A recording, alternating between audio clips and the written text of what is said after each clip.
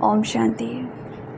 शास्त्र कहता है कि व्यक्ति अपनी भाग्य का निर्माण खुद ही करता है। शास्त्रों की बात तो हमेशा सही होती है। तो जब हम स्वयं अपने भाग्य का निर्माण करते हैं, ये क्षमता हमारे भीतर है, तो क्यों ना हम वैसे भाग्य का निर्माण करें जैसा भाग्य हम चाहते हैं, वैसे भाग्य का निर्माण जैसा भाग्य हम चाहते हैं।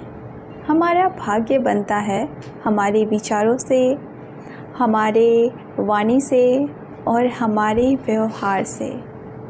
ये तीन चीज़ें मिलकर हमारे भाग्य का निर्माण करती है। और इन तीन चीज़ों में यदि ये पूछा जाए कि सबसे अधिक ताकतवर कौन है, तो हमारी ये वाणी सबसे अधिक ताकतवर है, जो हमारे भाग्य का निर्माण करती है। तो आज हम जानते हैं कि हमारी वाणी का क्या असर है, क्या कंट्रीब्यूशन है, आप किस तरीके का कंट्रीब्यूशन है हमारे भाग्य के निर्माण में।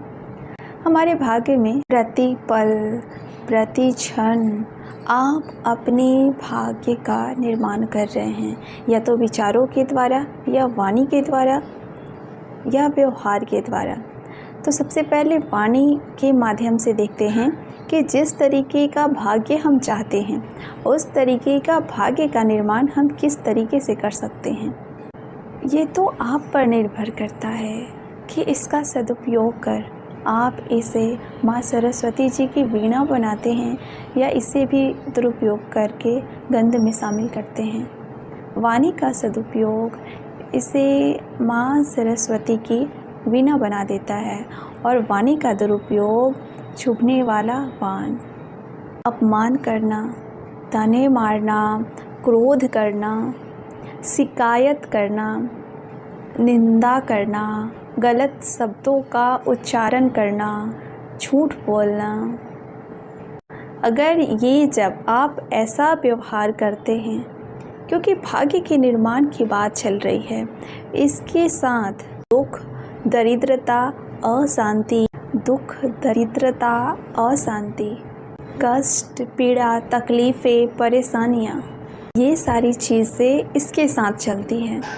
ऐसा व्यवहार किया आपने तो ये सारी चीज़ें आपके साथ आएंगे, और वाणी का सदुपयोग इसे माँ सरस्वती की वीणा बना देता है।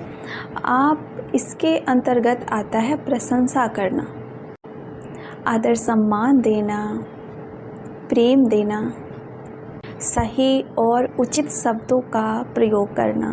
ये है वाणी का सदुपयोग। जब आप इस तरीके का व्यवहार करते हैं, इसके साथ क्या आता है, ये डील है, इसके साथ आता है सुख, शांति, समृद्धि, उन्नति, प्रगति, सफलता, प्यार, प्रशंसा, ये इसके साथ आते हैं। जो व्यक्ति क्रोध करता है या ऐसा व्यवहार करते हैं, उसका चेहरा पहले उतरता है। जिस पर क्रोध करता है उसका तो बाद में होता है, लेकिन जो अपमान कर रहा है उसका चेहरा आप देखिएगा, वो आधार कार्ड वाली फ़ोटो जैसी हो जाती है। और ये वाला चेहरा फेसबुक वाला, व्हाट्सएप वाला चेहरा, फेसबुक वाला चेहरा, आप फेसबुक का देखना, स्माइलिंग वाला चेहरा होता है। आपकी मुस्कान का आपके भाग्य के साथ गहरा संबंध है। आप मुस्कुराते हैं, आपका भाग्य मुस्कुराते हैं, आप मुस्कुराते हैं, आपका स्वास्थ्य मुस्कुराता है। आप मुस्कुराते हैं, आपका गला तिजोरी, पैसे वाला, वो मुस्कुराता है, यानी बढ़ता है। और जब आप ऐसा व्यवहार करते हैं नेगेटिव, क्रोध वाला, तो चेहरा उतरा, भाग्य उतरा, स्वास्थ्य भी उतरा। कितनी बड़ी कीमत चुकाते हैं हम ऐसा निभा करके। तो जब ऐसा व्यवहार कोई आपके साथ करता है, ताना मारता है, अपमान करता है या क्रोध करता है, तो आपको कैसा लगता है? हर्ट होता है, दुख होता है, सीधी सी बात है। जब आप ऐसा व्यवहार दूसरों के साथ करते हैं, तो दूसरों की क्या अवस्था है? सीधी सी बात है, उन्हें भी तो हर्ट होता होगा। अब ध्यान से सुने। आपने जिन शब्दों के माध्यम से ताना मारते हैं, वाणी के माध्यम से क्रोध करते हैं, हमने जो शब्द उच्चारित किए ताना मारने में, अपमान करने में, क्रोध करने में, शिकायत करने में, झूठ बोलने में, वो शब्द ऊपर वाला कौन, परमात्मा, वो ब्लैंक पेपर और पेन लेकर बैठा हुआ है, कि पेन और पेपर लेकर बैठा हुआ। आपने शब्द उच्चारित किए, वो शब्द उसने लिख लिए, फिर उन्हीं को पिरोकर आपकी जन्म कुंडली बनाई जाती है, आपके भाग्य का निर्माण होता है। और आपने शब्दों का उच्चारण किया, सामने वाला हर्ट हुआ, उन शब्दों से आपका भाग्य बना और आपके जीवन में दुख। आपने ऐसा व्यवहार किया, आदर सम्मान दिया, सामने वाले को क्या मिला? सुख और खुशी। जिन शब्दों से आपने आदर सम्मान दिए, और अगर आपने ऐसा व्यवहार किया, आदर सम्मान दिया, सामने वाले को क्या मिला? सुख और खुशी। जिन शब्दों से आपने आदर सम्मान दिया, मुंह खोला, शब्द उच्चारण किए, वो बैठा बैठा लिख रहा है, सुंदर से पिरो देगा, वो माला में जड़ देगा और नीचे लिखेगा सुख और खुशी। चलिए एक स्टोरी से समझते हैं, क्योंकि स्टोरी से बहुत जल्दी समझ में आता है। कहावत है कि शब्द बराबर धन नहीं, जो कोई जाने बोल, हीरा तो दामों में बिके, शब्द मोल ना तोल कबीरा, शब्द मोल ना तोल। तो शास्त्रों की कथा, तो शास्त्र में आप ये दो नाम जानते होंगे, विश्वामित्र और वशिष्ठ, दोनों बहुत पहुँचे हुए ऋषि। विश्वामित्र भी ब्रह्म ऋषि बनना चाहते थे, वशिष्ठ के बराबरी करना चाहते थे, और मन ही मन, क्योंकि वो ऊंचाई पर थे, ईर्ष्या लगती थी, उनसे ईर्ष्या थी थोड़ी सी। ब्रह्म ऋषि की पदवी प्राप्त करने के लिए विश्वामित्र ने घोर जप तप ध्यान साधना की, इतनी साधना की, इतनी तपस्या की कि भगवान ब्रह्मा जी प्रकट हो गए और विश्वामित्र से बोले कि विश्वामित्र बोलो क्या मांगते हो। विश्वामित्र का उत्तर था कि ब्रह्मदेव, मैं भी वशिष्ठ की तरह ब्रह्म ऋषि बनना चाहता हूँ, उनकी बराबरी करना चाहता हूँ। वो ब्रह्मा जी समझ गए कि इतनी जप तप ध्यान साधना करने के बाद भी इनके मन से ईर्ष्या का भाव गया नहीं, क्योंकि बोले ना बराबरी करना चाहता हूँ, वो समझ गए ईर्ष्या का भाव गया नहीं है। वो बोले विश्वामित्र, ये निश्चित है कि तुम एक पहुँचे हुए ऋषि हो, लेकिन अभी भी वशिष्ठ की ऊंचाई तक नहीं पहुँचे, वे तुम्हें ब्रह्म ऋषि के रूप में स्वीकार नहीं करेंगे।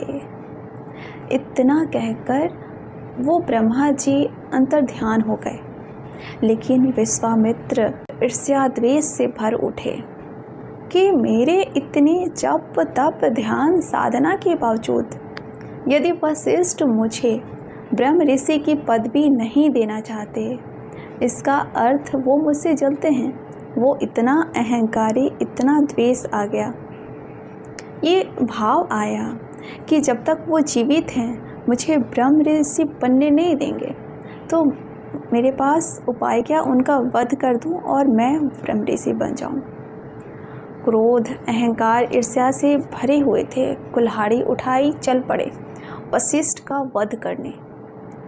चलते चलते उनकी कुटिया के पहुँचते पहुँचते शाम हो चुकी थी, अंधेरा हो चुका था।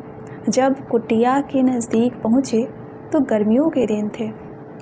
वशिष्ठ अपनी पत्नी के साथ अपनी कुटिया के बाहर चटाई बिछाकर लेटे हुए थे। दूर से विश्वामित्र ने देख लिया, उनकी आवाज़ आ रही थी हल्के से, वो जगे हुए थे। नज़दीक की झाड़ियों के पास छिप गए कि जो ही मुझे मौका मिलेगा, कुल्हाड़ी हाथ में थी, हमला कर दूंगा, वध कर दूंगा। झाड़ी के पीछे छिपकर बैठ गए और उन पति पत्नी के बीच जो बातें हो रही थी वो भी इनके कानों में पड़ रही थी, क्योंकि झाड़ियों से नज़दीक थे। उन्होंने सुना कि वशिष्ठ अपनी पत्नी अरुणमति से कह रहे थे कि क्योंकि उस दिन पूर्णिमा थी, अपनी पत्नी से कहा कि आकाश में पूर्णिमा का चंद्रमा देख रही हो, कितना सुंदर ये चंद्रमा है, पूर्णिमा का चंद्रमा, जितना सुंदर ये पूर्णिमा का चंद्रमा है, उतना ही सुंदर है मेरा विश्वामित्र और उनकी तप। उन्होंने क्या कहा कि जितना सुंदर ये पूर्णिमा का चंद्रमा है, उतना ही सुंदर है मेरा विश्वामित्र और मेरे विश्वामित्र का तप। ये सुनकर पत्नी ने कहा कि जब आप विश्वामित्र को इतना मानते हैं तो आप उन्हें ब्रह्म ऋषि की पदवी क्यों नहीं देते हैं। वशिष्ठ का जवाब था कि जिस प्रकार इस पूर्णिमा के चंद्रमा में छोटा सा दाग है, मेरे विश्वामित्र में भी एक छोटा सा दाग है, क्रोध और अहंकार का। जिस दिन वो निकल जाएगा, मेरा मित्र ब्रह्म ऋषि बन जाएगा। झाड़ियों के पीछे छिपे विश्वामित्र ये सारी बातें सुन रहे थे। अपनी प्रशंसा सुनकर दंग रह गए कि मैं तो इन्हें अपना शत्रु मानता था और ये मेरी प्रशंसा कर रहे हैं। अंदर घोर पश्चाताप हुआ। सबसे पहले ईश्वर का धन्यवाद किया कि तूने आज मुझे ब्रह्म हत्या से बचा लिया। यदि मैं इनका वध कर देता तो ब्रह्म हत्या का भागी बनता। बहुत पश्चाताप हुआ, आंखों से आंसू निकले कि ये मैं क्या करने जा रहा था। पूछे हुए ऋषि का वध करने जा रहा था। घोर पश्चाताप हुआ, आंसू बहने लगे। जो भीतर क्रोध, ईर्ष्या, द्वेष, अहंकार था, आंसू के माध्यम से बाहर निकल गया। कुल्हाड़ी पट के झाड़ियों के पीछे से निकले। वशिष्ठ के चरण पकड़ लिए कि आप महान हैं, मुझे माफ़ कर दीजिए। उन्होंने उनका हाथ पकड़ा और ये कहकर वो स्वागत किया कि आओ ब्रह्म ऋषि, तुम्हारा स्वागत है। ब्रह्म ऋषि विश्वामित्र सुनकर दंग रह गए कि मैं ब्रह्म ऋषि कैसे? ब्रह्म ऋषि तो आप हैं। वशिष्ठ का जवाब था कि तुम्हारे भीतर जो अहंकार, क्रोध था वो निकल गया, तुम ब्रह्म ऋषि बन गए। इस तरीके से ये कथा शास्त्रों में दी गई है। अब शब्दों का मैजिक देखिए। वो चले थे उनकी हत्या करने कि उनके दिमाग में चल रहा था कि तुम ब्रह्म ऋषि नहीं बन सकते, कि जो ही मौका मिलेगा वार कर दूंगा, वध कर दूंगा। उन पति पत्नी के बीच वार्तालाप चल रहा था। उन्होंने कहा कि जितना सुंदर ये पूर्णिमा का चंद्रमा है, उतना ही सुंदर है मेरा विश्वामित्र और उनका तप।